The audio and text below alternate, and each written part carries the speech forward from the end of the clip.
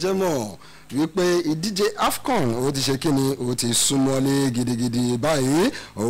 ọjọ́ Sunday ìwòye ọjọ́ Sunday ìfẹsẹ̀wọnsẹ̀ ó ti ṣe kíni àkọ́kọ́ ó máa lọ lórí pápá láàrin host country yẹn Cameroon àti Burkina Faso ó yẹ jẹ́ ká máa gbé fún yín o ǹjẹ́ jẹ́ mọ̀ pé nínú ìdíje AFCON Nations Cup tá à ń sọ yìí ìyẹn AFCON African Nations Cup Samuel Eto'o òun ni agbábọ́ọ̀lù ọwọ́ iwájú tó ti mí àwọn jù nínú ìdíje yìí 18 goals Samuel Eto'o lónìí ẹ má gbàgbé ìgbé Samuel Eto'o òun náà ló máa gbàlejò gbogbo àwọn orílẹ̀-èdè tó kù nílẹ̀ adúláwọ̀ ìyẹn ní ìdíje tó ń lọ lọ́wọ́lọ́wọ́ báyìí ẹ má jẹ́ kí n máa tún sọ fún yín pé ẹnì kejì tó mí àwọn jù ìyẹn nínú ìdíje AFCON ló ní Laurent Poku ọmọ orílẹ̀-èdè Côte d'Ivoire ni ìyẹn Ivory Coast òun ti mí àwọn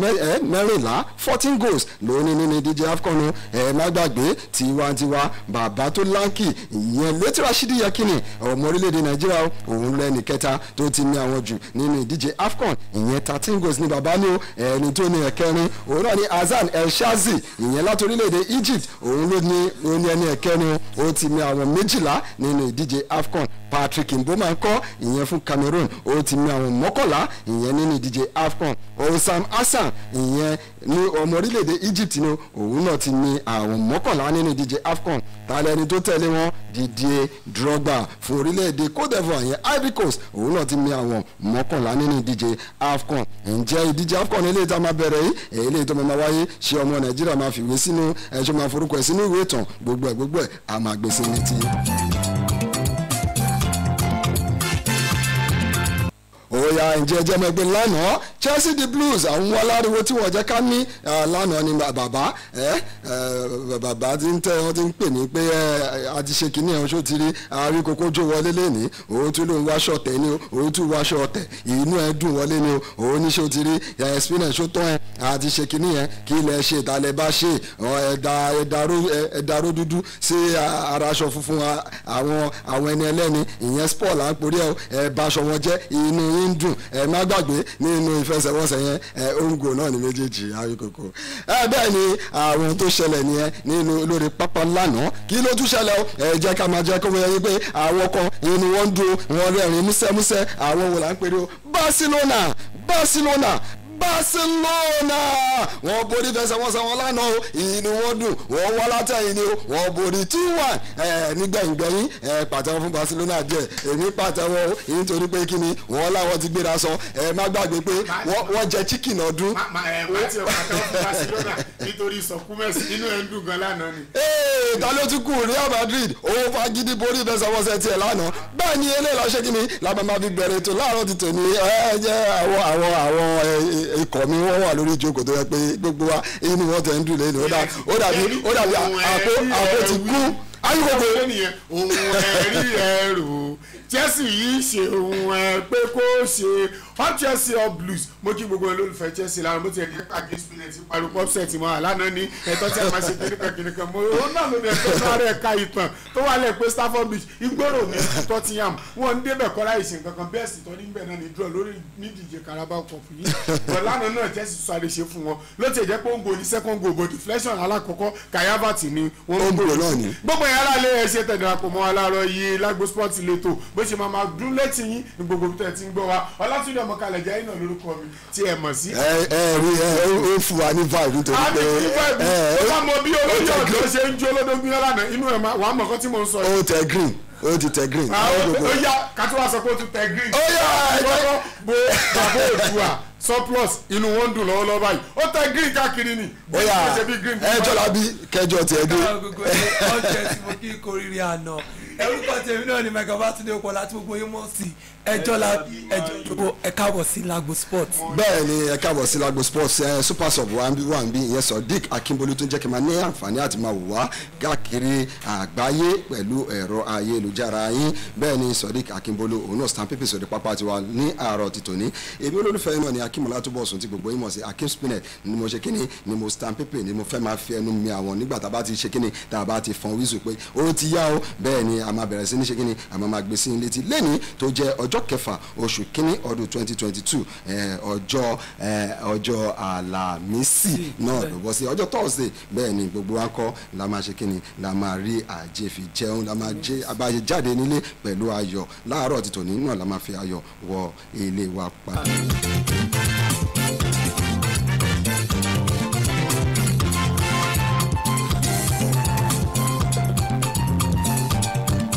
ó yá ní pápá ẹ jẹ́ ká máa mú ibi tá a ti máa kọ́kọ́ bẹ̀rẹ̀ ilé náà ni ó àti mọ̀ pé ilé la ti máa ń kẹ́sọ̀ ròde charity begin at home kí ló ń ṣẹlẹ̀ lọ́wọ́lọ́wọ́ lé o ìdíje AFCON ni ó ẹ jẹ́ ká máa sọ pé àwọn ikọ̀ ìgbàgbọ́bọ́ọ̀lù Super Eagles àwọn tí wọ́n lọ ṣojú orílẹ̀-èdè wa ìyẹn bàbá tiwa àti Nàìjíríà lásọ̀rọ̀ yìí ó wọ́n ti ṣe kíni wọ́n ti tẹ bàálù létí lánàá wọ́n ti kọjú tàbátàbá ní ọkọ̀ àwọn èèyàn wọ́n lè rò bóyá wọ́n wa mọ́tò gbà bẹ́ẹ̀ ni wọ́n ti tẹ bàálù létí lánàá nígbà tí wọ́n ti balẹ̀ bàgẹ́ sí ìlú Garoua ìyẹn lórílẹ̀‐èdè Cameroon ní alẹ́ àná ni wọ́n gbéra sọ ní kí wọ́n tó lọ ní kíni number one citizen ní Nàìjíríà yẹn President Muhammadu Buhari ó ṣe kíni inú ẹ̀ dùn ó ṣe kíni ó charge wọn ó jẹ́ kó yé pé ẹ lọ ṣiṣẹ́ takuntakun ẹ lọ sí orílẹ̀‐èdè bàbá yín dáadáa o ẹ rántí pé kò sí àjò lè dùn títí kó dàbí ilé bẹ́ẹ̀ bá ń bọ̀ ní kó eré oko wálé o eré oko wo ni ó ní Buhari ní kó wálé òun ní kó gbé ìdíje AFCON kí wọ́n gbé wálé ni o ta ló tún dunnú láàárọ̀ tòní o ìyẹn Sunday Dare mínísítà fún eré ìdárayá lórílẹ̀‐èdè Nàìjíríà Àmàjùmọ̀bí Pínì gbogbo wọn nínú wọn dùn o èyí pé nítorí kíni àwọn ti gbáradì àwọn dẹ̀ ti ṣe kíni àwọn ti lọ o ẹ jẹ́ ká máa fọlọ́ sìn wọ́n ká máa sìn wá lọ ṣáà sìn wá lọ Olúwa ṣáà sìn wá lọ. bẹ́ẹ̀ ni Olúwa ṣáà sìn wá lọ ni gbogbo wa kọ sí ikọ̀ ẹgbẹ́ agbábọ́ọ̀lù Super Eagles ní ètí pé tí wọ́n bá ṣe kíni tí wọ́n bá ń wà kó lọ́hùn kí wọ́n máa ṣe dáadáa kí wọ́n dẹ̀ rí pé wọ́n gba ife ẹ̀yẹ wálé àwọn sport writers àti àwọn akọ̀ròyìn wọ́n ṣe kíni àwọn náà ni wọ́n ṣe kíni inú wọn dùn wọ́n lù wọ́n lọ́gọ̀ ẹnu wọ́n jẹ́ kó yẹ pé a wà lẹ́yìn a dúró sí lẹ́yìn bíi ike bẹ́ẹ̀ ni Awíkòkò kọ̀ọ̀kan wá jáde lánàá líìsì orúkọ wọn bó ṣe jáde àti aṣọ tí wọ́n máa wọ̀ jersey number wọ́n ṣe kíni wọ́n rí ìvilẹ̀ lánàá bí ó ṣe wà nínú jersey number lélẹ́yìn jẹ́ ká máa sọ wípé Maduka Okoye òun ló gba jersey number 1 níbi tí Ọláìmọ̀ gba jersey number 2 Jamilu Collins ó gba jersey number 3 Wilfred Ndidi ló gba jersey number 4 Trusekon jersey number 5 Sami Ajayi jersey number 6 Ahmed Musa jersey number 7 Oyeka ó gba jersey number 8 Ọjọ́ Igalo ó gba jersey number 9 Joe Aribo jersey number 10 Oyekuru ó gba jersey 11 nígbà tí Sedu Sanusi ó gba jersey number 12 Chide Ejuke ó gba jersey 13 Kelechi Iheanacho jersey number 14 bẹ́ẹ̀ ni Moses Simon jersey number 15 nígbà tí Daniel Akpeyi gba jersey number 16 bẹ́ẹ̀ ni Samuel Chukwueze jersey number 17 ló ń gbà Alex Iwobi ó gba jersey number 18 níbi tí Taiwo Awoniyi gba jersey number 19 Awazen ó gba jersey number 20 Tyrone Ebueyi ó gba jersey number 21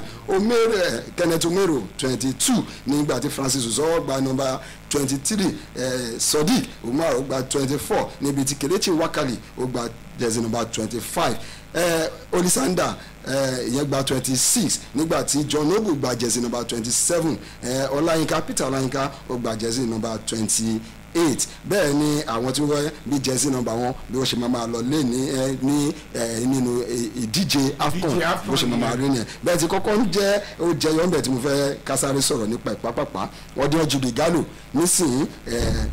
wọ́n ti jẹ́ kó yé wa pé ìròyìn jẹ́ kó yé pé wọ́n ti tẹ Cyril Dessà ìyẹn ọmọ tó ń gbá bọ́ọ̀lù ọmọ Nàìjíríà tó ń gbá bọ́ọ̀lù forílẹ̀-èdè Feyenoord wọ́n ti ṣe kíni wọ́n ti ké sí o wípé kó wá ṣe kíni kó wá máa rọ́pò fún ọdún Jude Igalo tó ní àǹfààní àti máa kópa nítorí Al-Shabab wọ́n ti jẹ́ kó yé pé àwọn ò ní fi ọdún Jude Igalo sílẹ̀ nísìnyí Cyril Dessà ṣé wọ́n rí pé is a good replacement. àbí àní nígbà tí nǹkan tá a bá nílò bá sí ohun tá a bá rí náà lálù Yorùbá bẹ́ẹ̀ ní tá a bá rí àdán à fi kinní kan ṣe kinní kan so nígbà tí Jude Igalo lè wá fún wa ní ìsìn. àgbègbè tó bá ti mọ̀ wé pa kò dùn mọ́ ṣé kí n má lọ má jẹ́ kí agbẹ́fẹ́ kí n gbé ẹ̀rín ni ọ̀yà ní pápápá. tí ìgbà tí ọdún Jude Igalo ti wà available nsìn a ní láti lo substitute if you don't have what you you don't have what you need so you need to search for alternative immediately eléyìí ẹ̀dá ní ìsìn tá ká ti tètè mọ́kàn pé àṣàbàbò rìlíìsì ìgalò fún wa ká tètè mú sọ́ọ̀bù fún bọ́n tó kàn ṣe mí bẹ̀ ni pé ó dùn mí gan ní ìwọ ọwọ́ iwájú wa yí pé nǹkan tá a rí la padà ń lò àwọn tá a gbẹ̀mí lé gangan. àwọn mẹ́tẹ̀ẹ̀ta tá a gbẹ̀mí lé ìgalò òsínmẹ̀ Paul Onuachu àti Dennis Paul Onuachu àwọn mẹ́rin. ẹ̀wọ̀n mẹ́rin yẹn tí wọ́n wá tó jẹ́ pàgbọ́ iwájú fún wa ìkọ́lọ́ máa gbé àwọn níyì kọ́lọ́ máa jẹ́ oníjúrì káyọ̀ kí àwọn níyì ní mẹ́mbà ẹ̀yìn Oyekuru yẹn àti ẹni tá a fẹ́ lọ pè é Serideza fún replacement. bẹ́ẹ̀ ni kábàásáró sọ nípa pàpà lọ́dọ̀ ti tèmi Serideza nígbà iṣẹ́ tó ṣe ní fún Feyenoord lọ́wọ́lọ́wọ́ wọ́n tẹ̀ ní ìfẹsẹ̀wọnsẹ̀ lẹ́ni ẹ̀yẹn Feyenoord òun ní ìfẹsẹ̀wọnsẹ̀ lẹ́ni pẹ̀lú Vitis lọ́dọ̀ ti tèmi Serideza òun ṣe dáadáa lọ́wọ́lọ́wọ́ ti mi àwọn 11 goals ló ti ní fún Feyenoord tàbá ní ká máa wọ ọdún Jude Gallo òun ti mi 10 goals fún Al-Shabab tàbá ní ká gbé Saudi League ká gbé sí Eredivisie ìyẹn ní Netherlands àárí pé Eredivisie nǹkan ó tẹ̀wọ̀n ju nínú aṣọ green white green yẹn Jude Gallo is an experienced striker. ó ti yí mi èmi rò pé ta máa gbà wó nìyẹn. bẹ́ẹ̀ ni Serideza òun là á tún retí kọ́lọ̀ ń jẹ́ kí Feyenoord nǹkan kojú lè filẹ̀ ká má lè short one lọ́sẹ̀. late calling ni bẹ́ẹ̀ ni bó ṣe máa lọ nìyẹn ṣùgbọ́n we wish Super Eagles best of luck torí pé wọ́n bá ṣe ń sọ̀rọ̀ yìí wọ́n ti wà lórílẹ̀‐èdè Cameroon ní ilẹ̀ Garoua níbi tí wọ́n ṣe kí ni tí a máa ti máa ní ìfẹsẹ̀wọnsẹ̀ àkọ́kọ́ ó yá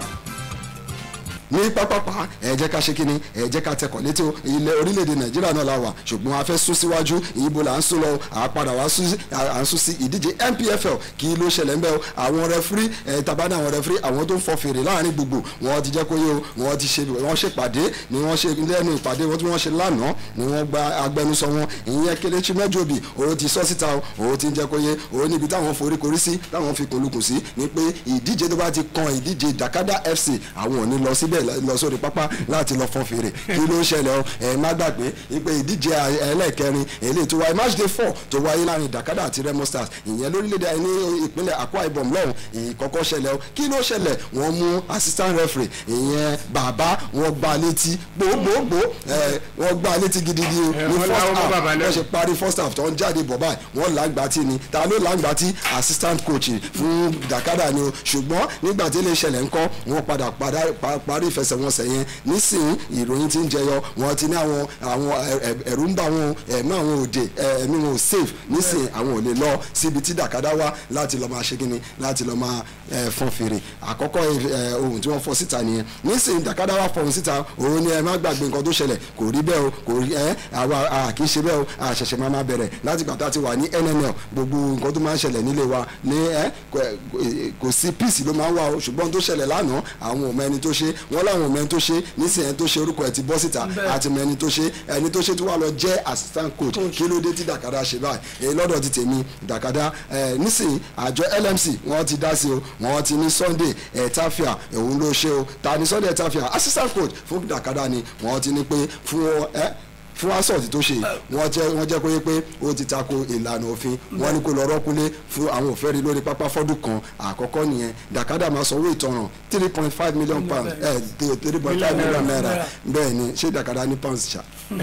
sori Akin Spinach ìgbà tí mo gbọ́ ìròyìn yẹn ó jẹ́ ìròyìn tó bá ìyọnu jẹ́ tó bá jẹ́ olólùfẹ́rẹ́ bọ́ọ̀lù nítorí pé ẹ̀nà official lórí pápá. ẹ̀nà láti máa nà official ó ti mo máa ń sọ ọmọ kankan máa ń wà tẹ́ pé tó bá ṣẹlẹ̀ lórílẹ̀‐èdè Nàìjíríà tẹ́ ká máa wò ó lóòótọ́ kò síbi tí ṣe ò sí bọ̀tọ̀ wọn lè ti ń kọ́mọ̀ jù àjọ LMC náà ni mo tún máa fà létí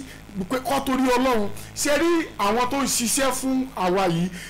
ẹ̀mí wà very important ṣebí ìgbà tí nìyẹn ló ṣe ń fa controversy orílẹ̀-èdè náà láti tó ti lu rẹ́fí tẹ́yìn ẹ̀ yọ tẹ́jẹ̀ bolẹ̀ àti ẹ̀dúpẹ́ pé lẹ́yìn wọn gbé àwọn ìgbésẹ̀ kan àdáwọn ọlọ́pàá tó ṣe gbogbo ẹ̀ tó máa ṣe wọn ẹjọ́ àwọn ẹlẹ́ṣọ́ ààbò yẹn ọ̀hún ààbò tó nípọn á ní ìdí ẹ̀ dáadáa nínú líìgì wa kó tó di pọ́n rẹ fi wá máa ṣe mítí pọ́n òní lọ blóun bì kan àwọn òní lọ ṣiṣẹ́ bì kan nǹkan tó kù díẹ̀ káàtó ni kí àjọ LMC kọ́ńtẹ̀ mọ́tẹ̀ láìkì pẹ́nátì tí wọ́n fún Dakada FC yẹn kún wọ́n sanwó ìtanràn yẹn then ìyẹn ará bí gan ó dùn ní pọ́dún kan ni wọ́n fún tó bá ti dìde àtẹ̀mí ni ìbánikọ́ fún bí ọdún méjì Dakada kọ́kọ́ tiẹ̀ dínà ìpá àwọn ọmọ ẹni yẹn. wọ́n kọ́kọ́ dínà nǹkan tó máa ṣe nìyẹn torí tẹ bá bẹ̀rẹ̀ jọba ọmọ tó bá yẹ sùn òun náà sọ nǹkan kan. ó ṣe láàrin èrò ń taari lórí pápá ni láàrin lórí pápá wọn náà ẹ̀dẹ̀ ní ẹ̀mẹ́ tó ṣe. ní líìgì wa fẹ́ pé wọ́n wò káàkiri nationwide kò ń ṣe bọ́ọ̀lù abẹ́lé nígbà yìí wọ́n máa ṣẹlẹ̀ ó máa rídìkù líìgì ni. bẹ́ẹ̀ ni ẹ jẹ́ ká máa sọ fún yín pé nísìnyí àjọ LMC àwọn àjọ tó ń darí bọ́ọ̀lù aláfẹsẹ̀gbá yẹn líìgì orílẹ̀-èdè Nàìjíríà wọ́n jẹ́ kó yé pé fún ìfẹsẹ̀wọnsẹ̀ mẹ́ta léra eléyìí tó máa jẹ́ tí Dakar máa gbá nílé Dakar FC ńkọ́ wọ́n ní pé wọ́n ti bá ní wọ́n ti lé wọn pé kọ́ lọ́ máa gbá ní Samuel Ogbe Media Stadium yẹn nílùú Benin City nísìnyí wọ́n ní àǹfààní àti máa gbá ìfẹsẹ̀wọnsẹ̀ mẹ́ta léra ìyẹn tó máa wáyé fún Dakar ní ilé wọn wọ́n jẹ́ kó yé pé títí tí wọ́n máa fi rí tí wọ́n máa fi jáde tó máa come out of the investigation na for now tí penalty máa fi wà kọ́ tó lè mọ̀ nǹkan tó máa ṣe nísìnyí wọ́n ní ìta ni kí wọ́n ti máa gbá bọ́ọ̀lù wọn ṣé wọ́n rí pé disadvantage lélẹ̀ máa padà jẹ́ fún Dakar. ẹ̀wọ̀n ní choice náà téèyàn bá ṣe mímí eré burúkú náà wọ́n á fi nù ń di so àwọn lọ́fọ̀ọ́ wọn ara wọn fa ilé ìkó ṣe pé bí LMC ló yìn pòsè lé wọn lórí àwọn nìkan kọ́ ló wà ní league àwọn dá àwọn referee lọ sọ́dá state láti lọ blow match so gbàtọ́dẹ̀ wá sí ní home lẹ́wà èyí lẹ́tún wá ń ṣerú nǹkan báyìí so tó bá ti ṣe kọ́ fèsì nǹkan tó bá rí ń bẹ̀. ẹjọ́ labi ṣé ìwọ rí pé irú eléyìí is a pointer eye opener ó ń jẹ́ kí gbogbo akójú wàhálà ní kárí pé àwọn official àwọn referee yẹn àti àwọn assistant yẹn náà káwọn náà máa ṣe dáadáa kó má sí pé bóyá kọ́nu kọ́ àbí wọ́n rí pé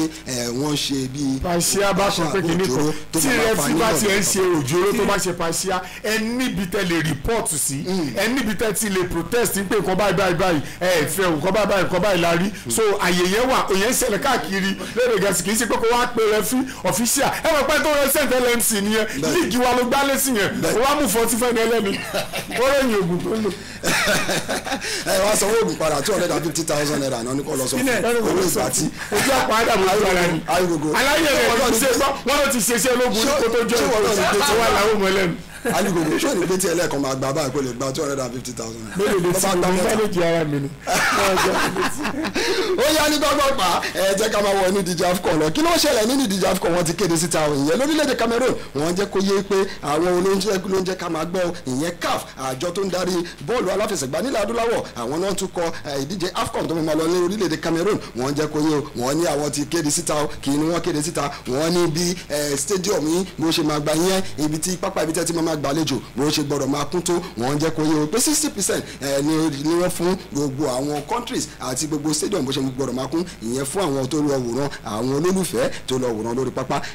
wọ́n ní àyàfi ibi tí Cameroon ìyẹn àwọn tí wọ́n ṣe kíni tí wọ́n host ẹ̀ gangan ibi tí wọ́n ti máa wà kó àwọn náà gbà láàyè kó wọ́n ní 80% of fans ìyẹn lórí pápá ẹ má gbàgbé wípé ìdí tí wọ́n ṣe bẹ́ẹ̀ wọ́n nítorí Omicron àbí Omicron variant bẹ́ẹ̀ ni ìyẹn COVID-19 wọ́n ní eléyìí tó tún lé orúkọ ìmí tí wọ́n ṣe kíni wọ́n ní nítorí pé ó ń jàrọ̀ ìròyìn lókè òkun bẹ́ẹ̀ náà ló wà nílẹ̀ adúláwọ̀ bó tiẹ̀ jẹ́ pé nílẹ̀ adúláwọ̀ kò pọ̀ tó òkè òkun ṣùgbọ́n wọ́n ní lára àwọn ìlànà tí wọ́n fi sílẹ̀ láti rí pé ìdíje AFCON ó wà successful wọ́n ṣe kíni wọ́n ṣe àṣeyọrí wọ́n rí ṣe náà lélẹ̀ good one ìyẹn ni nǹkan tí a rí lórí eléyìí 60% of fans kò lọ máa wo matches except ibi tí Cameroon tó bá ti ń wà kó má gbàgbé opening match máa wá lọ́jọ́ Sunday ìyẹn lọ́jọ́ mẹ́rin sígbà tí a wà àbọ̀jọ́ mẹ́ta sígbà tí a wà yìí ni àwí kòkó lọ́jọ́ Sunday ni o Cameroon àti Burkina Faso ìbò náà ti máa wà kó orí pápá Olympic Stadium ni ìyẹn ní capital city Yaoundé ibẹ̀ náà ti máa wà kó àwí kòkó ìdíje AFCON báwo ni ṣo ti wọ búùtù ẹ ṣo ti rẹ́dì ṣo ti kó bàtà kó ń ṣe búùtù ti Chelsea o búùtù ti Chelsea ìyẹn yọ máa lo búùtù máa yọ ẹjọ́ labi búùtù máa yọ tẹ̀ ní grip rárá green and white ni búùtù ni green and white ti Nigeria boot Nigeria fly Super Eagles la wà lásìkò táwa yìí ọmọ orílẹ̀-èdè Nàìjíríà gidi ni wá. mo ti ra Chelsea mi gan rẹ Super Eagles ni. ó yá ní pápápá ẹ jẹ́ ká kúrò ń bẹ̀ ìdíje Australian Open lẹ́yìn ìdíje Australian Open àwọn ìṣe nǹkan tó ṣẹlẹ̀ ìròyìn tó jẹyọ lórí pápá lánàá àti tó máa lọ lẹ́ni ẹ̀kọ́ tó di pé kó àdàgbà ètò kúrò ńlẹ̀ ẹ ní àǹfààní àti máa tẹ àtẹ̀síta fún wa ẹ má bínú ní àtẹ̀jíṣẹ́ yín àá máa kà ẹ má bínú pé àní ní àǹfààní àti gbọ́ ìpè àti gba ìpè nítorí pé àní rọ́jọ́ musolókun kí ló ṣẹlẹ̀ ìyẹn ní ìdíje Australian Open wọ́n ti ń jẹ́ kó yé kẹ́mẹ́gbàgbé àná la ní wọ́n fún medical exemption fún Novak Djokovic Djokovic yẹn world number 1 ṣùgbọ́n ní lẹ́yìn ìgbà tí Novak Djokovic tó dé Australia lánàá ní airport orí pápá òfurufú ìyẹn orí pápá òfurufú tí mo là ń sọ wọn ní orí pápá òfurufú Melbourne ìyẹn Tullamarine airport ibẹ̀ náà ti dá Novak Djokovic dúró ìgbà aláyé kó bá gẹ̀ wá dúró síbi tó wà ibo ló ń lọ wọn ti ń jẹ́ kó yẹ pé o níbí lọ ìwé covid ẹ̀dà èlé ìtàn fún ẹ̀yẹn certificate ẹ̀ kò rí múlẹ̀ o wọ́n tún ní ó yá exemption letter tí wọ́n fún ẹ̀dà medical exemption tó fún ẹ̀dà kò rí múlẹ̀ o nísìnyí wọ́n ti fọ̀hún síta ta ló fọ̀hún síta ìyẹn Scott Morrison prime minister ìyẹn prime minister wá sọ̀rọ̀ ó ní àwa ọmọ àwa oníṣègùn ní òfin jẹ́ tó bá ti ní a máa gba visa a máa dá ẹ padà nísìnyí wọ́n ní lè ní wọ́n máa dá Novak Djokovic padà ṣé ìwọ rí pé wọ́n lè dá padà àbí tó bá dá padà ṣé ìwọ kí ló rí sí ìdíje Australian Grand Slam ẹ má gbàgbé ó fẹ́ wá defend the title ẹ̀. Akeem Spirit ó fẹ́ wá defend title ẹ̀ nílò tó bọ̀tọ̀ ọ̀rọ̀ tí ń dọ̀rọ̀ prime minister Australia so ó dẹ̀ ní òfin jẹ́ kò sẹ́ni tó kọjá òfin ẹ̀ẹ́dẹ́ bá dà wo àwọn ìlú kan wà tó jẹ́ pé kò sí rẹ̀ tó jẹ́ no matter how famous you are irun famous you are o ò lè beat àwọn rules wọn o ò lè beat ẹ̀ lọ́dọ̀ tèmi Novak Djokovic ló fa kínú kúdìẹ̀ káàtó vaccine tí àwọn èèyàn ń gbà lókè òkun fún ààbò ara ẹni kò ní gbàgbọ́ nínú ẹni kò ní gbàgbọ́ nínú ẹni kánú tí wọ́n sọ̀rọ̀ láti ilẹ̀ nígbà tó ń béèrè wọ́n ti mọ tí wọ́n máa ṣe fún sọ̀rọ̀ jáde àmì ò tí ì gba vaccine o pé kí àwọn láti bí oṣù kejì láti sọ látọ̀dún tó kọjá láti ń tẹnubọ̀rọ̀ yìí tó ní ò tí ì lè sọ bóyá ti gba abẹ́rẹ́ àbó ti gba abẹ́rẹ́ so òun ló wá délẹ̀ báyìí ní ìdíje ló kújọ́ mélòó yìí tí wọ́n wá ń da dúró so òun pẹ́ẹ́nìtì tó bá wá ń bẹ̀ tó bá outcome bẹ̀ ọwọ́ rẹ̀ ló fi wà lọ́dọ̀ títí.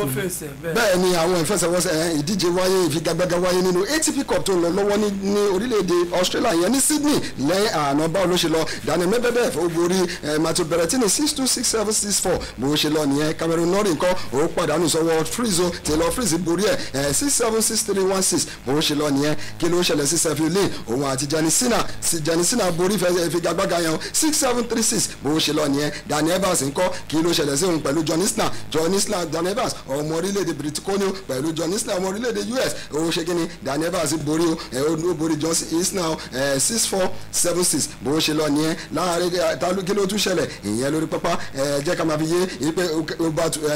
Hubert òun ṣe kí ni Ukas òun máa bá the minor òun máa bá ṣe kí ni wọ̀nyájà tó bá ti ṣe tó bá ìfigagbága yọ̀ nípa gbéra sọ Alexander Zverev òun àti ọ̀gá alasaman wọn máa ṣe kí ni wọn máa wọ̀nyájà ní pápápá bó ṣe lọ ní díje Australian Open yẹn tó bá di lọ́la àmà fún ní títí tábàlà obìnrin ìyẹn WTA bó ṣe ń lọ lórílẹ̀‐èdè Adelaide náà ní bó ṣe ń lọ nípínlẹ̀ Adelaide ìyẹn lórílẹ̀‐èdè Australia gbogbo ẹ̀ àmà gbèsè létí bẹ́ẹ̀ ni ẹ jẹ́ kí sáré lọ wọnú gbogbo ìfẹsẹ̀wọnsẹ̀ èyí tó wáyé lánàá ibẹ̀ lára àti ẹni gbà pèlè ní àríkòkò bẹ́ẹ̀ tí a máa ṣe kí ni a máa ní àǹfààní àti sọ̀rọ̀ kí ló ṣẹlẹ̀ lánàá nínú ìdíje màálù Carabao Cup bẹ́ẹ̀ ni ìyẹn kọ́pù oníwo màálù lánàá kí ló ṣẹlẹ̀ màálù rọjúmọ́ tọ́tí à ń bá ṣòjòjò ní Chelsea bá bínú tán wọn lẹ́yìn ẹ̀ pẹ̀lú ayé Lily White nígbà tá a bá de owó tá a bá darú sí lára lórí pápá tán di kíni di Lily Blue lóòótọ́ tọ́tí à mú padà di Lily Blue lánàá nígbà tí kíni tí Chelsea kó pressure bò wọ́n ó kó gìnìgìnì bò wọ́n ó ṣe kíni ó dáyà já wọn Chelsea kí ló dé tẹ́ ṣe ń rọ́ọ̀ṣì bẹ́yẹn 5 minutes ẹ ti sáré kó rushing bò wọn mo kàn rí ta gàǹgà ó kàn gàǹgà lọ kí ó tún gàǹgà wọnú nẹ́ẹ̀tì ni mo ní wàhálà dé o aríkòkò òyà ní pápá kí ló ṣẹlẹ̀ nínú ìfẹsẹ̀wọnsẹ̀ ẹ má gbàgbé ẹ̀jẹ̀ ẹ̀dín kankan mú o Chelsea ò nẹ́ẹ̀tì o home goal ni wọ́n ṣe èmi dẹ̀ máa ń wò kó sí bẹ́ẹ̀ bá ṣe ń borí nísòro kó má jẹ́ repeat nǹkan tó ṣẹlẹ̀ nígbà tí ẹ kọ́kọ́ score àwọn home goals kan nígbà tí ìfẹsẹ̀wọnsẹ̀ tó máa tẹ̀lé ẹ ṣe dáadáa nítorí ẹ̀mí àwọn láàrùn èmi sì mo tún wò pé ẹ tún mi àwọn. àmì àwọn Kai Havertz ló score first goal. deflection Sanchez deflection irọ́ Kai Havertz ló ní goal ẹlẹ́ẹ̀kejì ni Davis ṣe ń goal ìhun ló nọ́ọ̀dì yẹn wọlé fún rẹ. ṣé bọ́ọ̀lù Kai Havertz ló wọ net àbí bọ́ọ̀lù Sanchez ló wọ net. òun ló gba sójú ilé ní bọ́ọ̀lù lọ ó wà fẹsẹ̀ ìfẹ́ Kai Havertz ló ní goal. so kí ló ṣẹlẹ̀ lánàá Chelsea ti dá. no wọ́n ti yàtọ̀ díẹ̀ inú mi dùn pé lákọ́kọ́ ni pé àwọn players wọn tó wà ní covid wọ́n wà ní ìsílẹ̀ wọ́n ti ń dé díẹ̀ padà gbogbo ẹ̀nà ti padà dé àti erika alva tó ti ń play so Lukaku náà tíìmù ti gbẹ̀bẹ̀ òun náà ti padà sí ní tíìmù ọ̀dọ́ kọ̀ jù fún mi pé àwọn Ṣàlóbà kọ́ náà dé padà gbogbo wọn tó kù díẹ̀. bẹ́ẹ̀ bó ṣe rí bí Chelsea ṣe gbá bọ́ọ̀lù lánàá. bẹ́ẹ̀ wọ́n try pẹ̀lú tí wọ́n gbá lánàá because match àná èmi kọ́ ni pé Chelsea dé tàmí ló fi dé kó wọ́n race game wọn kàn pé Anthony Conte àwọn òní wá ṣe nǹkan kan bíbá yìí níbi tó ti. bẹ́ẹ̀ ni ìdíje àkọ́kọ́ tí Anthony Conte máa pàdánù ìyẹn láti gbà tó ti gbaṣẹ́ akọ́nimọ̀ọ́gbá fún ikọ̀ ìgbàgbọ́bọ̀lù Tottenham Hotspur òun nìyẹn o kì í ló ṣẹlẹ̀ àwọn tó ṣe kíni ẹlẹ́ẹ̀kejì tó máa pàdánù nìyẹn o bẹ́ẹ̀ ni o ṣe super sub òun ni ẹlẹ́ẹ̀kejì tó máa pàdánù ṣùgbọ́n lọ́dọ̀ ti tèmi ẹ má gbàgbé pé Anthony Conte bó ti mú maximum point ó padà síbi tó ti ṣe kíni tó ti kúrò lọ́dún 2018 kò lè rí kankan ṣe o wọ́n ṣe kíni wọ́n ní bọ̀ọ̀dá àbí bàbá wọ́n ṣàpè lórúkọ kan lánàá wọ́n ní ẹṣẹ́ àwa máa lọ faṣọ bojú bó ṣe lọ nìyẹn lánàá bẹ́ẹ̀ ni nínú àwọn ìdíje tó tún lọ ní Copa del Rey ìyẹn ní orílẹ̀-èdè Spain lọ kì í ló ṣẹlẹ̀ o Valencia borí Cartagena bẹ́ẹ̀ ni Mallorca borí Eibar ìyẹn 2-1 ni wọ́n jọ fi borí o Sociedad ńkọ́ Real Sociedad ó borí Leganes 3-2 ni o má gbàgbé tani Barcelona bá gbá bọ́ọ̀lù lánàá tí inú wọn ń dùn tó ń ṣe àjọyọ̀ wọn bá Linares Deportivo èmi ò tiẹ̀ gbọ́ rí ni wọ́n bá gbá bọ́ọ̀lù 2-1 ni wọ́n gbá inú wọn ń dùn mo rí Dani Alves ó rẹ́rìn ó ń bo imú sẹ́mísẹ́ bẹ́ẹ̀ ni ẹ má gbàgbé Celta Vigo ó pàdánù sọ́wọ́ Atletico Baleares lánàá níbi tí Mirandes ti pàdánù ó gbélé fọrùn rọ́ sí ọwọ́ Rayo Vallecano ayò kan sódò ni bẹ́ẹ̀ ni Real Valladolid ó pàdánù òun náà gbélé fọrùn rọ́ sọ́wọ́ Real Betis báwo ló ṣe lọ ta ni Madrid borí lánàá tí wọ́n ń dùn wọ́n borí Alcoyano ta ló ń jẹ́ Alcoyano lọ́dọ̀ ti tèmi Alcoyano ni Madrid borí bẹ́ẹ̀ ni àwọn ìfẹsẹ̀wọnsẹ̀ tó wáyé lánàá nìyẹn àríkòkò kí ni wọ́n sọ fún wa lójú òpó ń bẹ̀. nínú ẹ̀rọ ayélujára wa Facebook wa ń bíbá yìí ẹni tó kọ́kọ́ darapọ̀ mọ́ wa lẹ́nu òun náà ni Arànìyàyà Àlàbí láti ìlú Ìṣẹ́yìn òun ní well done sir láti Ìṣẹ́yìn òun gbádùn iṣẹ́ yín ó yẹ láyé òye wọlé òun darapọ̀ mọ́ wa láì gbàgbé Lámìjí Fákọ̀yà Mr. Wálé Fádèyí ó ti ọwọ́ kápẹ́ wọn bí gbogbo lọ́dọ̀ Al-Imam Sharafadeen àwọn Hamzat àwọn náà ní well done Ìbùkún Ọláìyá Lawal Yusuf Tosin Promise gbogbo yín la kí Easyway Ọdún Ayọ̀ àwọn náà darapọ̀ mọ́ wa láì gbàgbé Afeez Bada wọ́n ní good morning sir ọba Barcelona ọmọ bákà lòun títí ẹ̀. a ti sọ fún yín pé tí ń fò lókè ọlọ́run jẹ́ kẹ́lẹ́ bẹ́ẹ̀ ṣe fò lókè kẹ́lọ́ fò kẹ́lọ́ gbá Getafe létí ìyẹn tẹ́ bá ń wọ̀ ìyá àjà lórí pápá. Akins minutes torí àwọn aráalé wọ́n ti postpone di Arsenal Liverpool match bẹ́ẹ̀ ni ẹ jẹ́ ká máa fi eléyìí sọ fún ara ẹ̀yin olólùfẹ́ wa pé Arsenal ẹ̀ máa dùn lójú ẹ̀ máa rò bóyá máa gbomi ewúro sí ojú Liverpool lẹ́ni ìyẹn ní pápá ṣe àti ọlọ́run ti máa ń sọ́jọ́ ìyá yín síwájú wípé Liverpool ò ní ṣe fún yín lẹ́nu. Liverpool ẹ̀rú ba Liverpool ni wọ́n sáré ṣe kíni wọ́n sáré kéde star Chelsea Liverpool máa lè tún nà bí ṣe máa nà Chelsea Liverpool ló máa gbá fáìnà àárín kòkó ló sọ bẹ́ẹ̀ ṣùgbọ́n nínú àwọn ìfẹsẹ̀wọnsẹ̀ tí wọ́n wáyé lẹ́nu ẹ jẹ́ ká máa fi tó ọ létí pé ìdíje Serie A máa wáyé o àwọn olóńgbá bọ́ọ̀lù ìyẹn tó bá ti di ní Serie A lẹ́ni wọ́n ti gbéra sọ padà wọ́n ti dé láti holiday ti parí o ẹ jẹ́ ká máa fi tó ọ létí pé Inter máa wọ̀ yájà pẹ̀lú Bologna òkè ta ní Inter wà o ṣùgbọ́n lọ́dọ̀ ti tèmi mo rí pé Inter máa borí ìfẹsẹ̀wọnsẹ̀ yẹn ẹ lọ kọ́ sílẹ̀ ayò mẹ́ta máa wà 2.5 òun máa jáde jẹ́ kí n máa fi tó ọ létí Sampdoria pẹ̀lú Cagliari bí mo ṣe rí ni o èmi kọ́ ló sọ ifá mi ló gbé wá òun ní Sampdoria máa gbélé ó máa borí ìyẹn nílé ẹ lè gbé win àbí kẹ̀kẹ́ gbé ní draw win or draw àbí kẹ̀kẹ́ gbé ní gogo bí ifá Spinner ti ṣe gbé wá nìyẹn ẹ jẹ́ kí n máa sọ fún mi pé Spezia pẹ̀lú Hellas Verona kí ló máa ṣẹlẹ̀ o Spezia win or draw gogo 1.5 ó máa jáde nínú ìfẹsẹ̀wọnsẹ̀ yẹn bó ṣe gbé wá nìyẹn ẹ̀mú kan tó bá wọ̀nyí nínú gbogbo ẹ̀ Atalanta ńkọ́ àti Torino wọ́n ti jẹ́ kó yẹ ipa wọn ti ká ata tútù ata jọ̀sì wọ́n ti kó wá wọ́n máa fẹ́ sí Torino lójú bó ṣe máa lọ nìyẹn ìyẹn tó bá wà ìwọ ìyájà Sassuolo pẹ̀lú Genoa bẹ́ẹ̀ lọ́ọ́ lè ṣe máa lọ ẹ̀jẹ̀ gbọ́n abidjan lóge AC Milan pẹ̀lú Roma wọ́n máa wọ̀ yájà lórí pápá ìyẹn San Siro ní Salernitana pẹ̀lú Venezia wọ́n máa wọ̀ yájà Fiorentina àti Udinese níbi tí Juve àti Napoli máa ti máa wọ̀ yájà ìyẹn ní Turin bẹ́ẹ̀ ni bó ṣe máa lọ nìyẹn nínú Serie A Juve Napoli àríkòlù Juve Napoli win ta ló ń borí. no foot and draw lèmi rí gèmí. foot and draw. give it draw. foot and draw ok mi fún Juve kí Juve shock Napoli bam bẹ́ẹ̀ ni ẹ lọ tẹ́ bẹ́ẹ̀. ọ̀rẹ́ àníríjì báyìí lọ lórí ètò Lagos Sports láàárọ̀ ẹ jẹ́ ká máa fi lè dágbére fún gbogbo yẹn aráàlú pátápátá ẹ má gbàgbé láti wá polówó ọjà yín lórí Lagos Sports bá ṣe máa sọ ọdún tuntun lélẹ̀ ẹ jẹ́ àbáyé polówó ọjà yín káyé gbọ́kọ̀rún mọ̀ kọ́ máa gbọ́ káàkiri kẹ́ máa pàpà mọ́wọ́ owó kẹ́ máa àtàjèrè ọjà ẹ lè pe Spinner ẹ lè pe Àríkòǹkò lẹ́yìn ètò tẹ́ bá fi ṣe polówó lé Lagos Sports bẹ́ẹ̀ ni orúkọ mi yí padà Ọlátúndé Ọmọkalẹ̀já yìí ni mò ń jẹ́ tẹ̀ mọ́ sí Àlàbí Àríkòǹkò. ẹ ṣe gbogbo ara lé orúkọ tèmi yí padà Michael Babatunde Opọlá ẹjọ́ la bí ẹjọ́ dòwó. bẹ́ẹ̀ ni Sodiq Akíbólú super sub òun náà ṣe kí ni òun dágbére fún yín ó tẹ̀ ní pé merci beaucoup ṣé merci beaucoup ni àbí au revoir. orova ó ní orova ẹ má dá lóhùn faransé ló ń lọ ó ti mọ ẹgbẹ́ bẹ́ẹ̀ náà ti fẹ́ gbá AFCON bẹ́ẹ̀ ni ó ti ń sọ èdè tiẹ̀ sílẹ̀ bẹ́ẹ̀ ni Akeem Ọlátúbọ̀sún tí gbogbo ìmọ̀ sí Akeem Spinner náà ló ṣe kíni ló ń dágbére fún pé tó bá tún di lọ́la ẹ má pàdé wa ní Lagos Sport bẹ́ẹ̀ kẹ́ tó gbé ṣe kíni kẹ́ tó darapọ̀ mọ́ wa lọ́la ẹ má gbé kúrò ńbẹ̀ Tùǹgbà náà ń pè bí ibi tí FEC tó kẹ̀tẹ̀ fẹ̀ sí bí ọ̀rọ̀ Mr. Jáwọn sí ó yá ẹ má gbádùn ètò wa lọ lọ́lọ́kanjọ̀kan ó dàbọ̀.